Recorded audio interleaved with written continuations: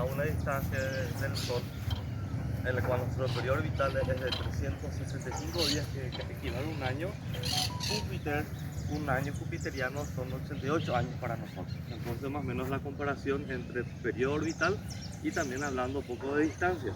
Estamos menos a 8 unidades astronómicas, que son más de 1.200 millones de kilómetros de la distancia del Sol hasta la Tierra. Nosotros estamos solamente a 150 millones de kilómetros, distancia media. Siempre hablamos de distancias medias porque nuestras órbitas son elípticas. Entonces hay periodos que estamos más cerca del Sol y otros que estamos un poco más lejos. Pero siempre se toma en cuenta nada más las distancias medias. El Lucede visitó San Cosme en el año 2011 y en el 2012 obsequia Paraguay. Este es el único instrumento que tenemos hasta ahora en toda Latinoamérica. Solamente hay 5 en el mundo. Es una esfera armilar. La esfera armilar es un instrumento que fue fabricado por el científico Eratóstenes en el año 155 a.C. Y lo que recrea es al universo y el movimiento aparente de los cuerpos. Solamente que es tan interesante que esta esfera armilar Michel Doucet lo fabricó para poder interpretar de los dos puntos de vista de debate científico: el geocentrismo y el heliocentrismo. Durante mucho tiempo se decía que la Tierra era plana y que todo giraba en torno al planeta Tierra. Entonces lo podemos recrear de esa manera. Entonces este es el movimiento aparente del cielo y estas son las estrellas. Los que están pintados en celeste son constelaciones de la Vía Láctea y los que están pintados en dorado son las constelaciones del zodiaco o de la eclíptica, que es el tránsito del Sol, que es esto, donde están escritos los días y los meses. El horizonte aparente es esto, que es nuestro plano visible, y está calibrado con respecto a San Cosme. También tiene otras descripciones porque logró calibrar y sacar mediciones con otras ciudades del mundo. Por ejemplo, podemos ir hasta el polo norte y no hasta el polo sur.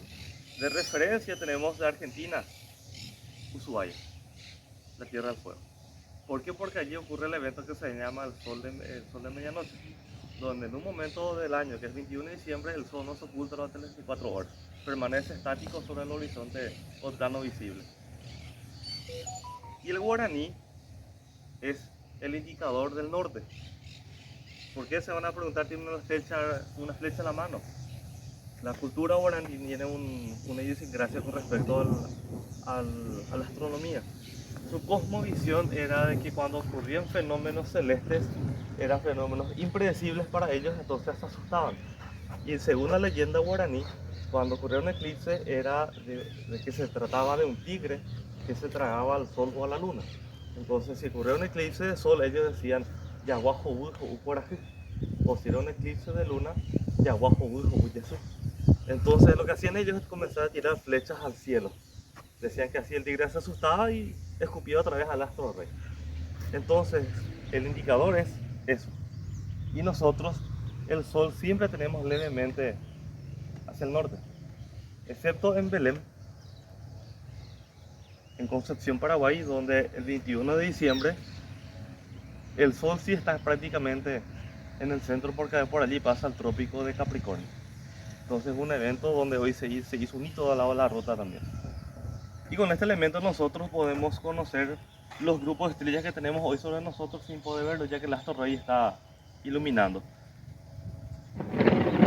Hoy es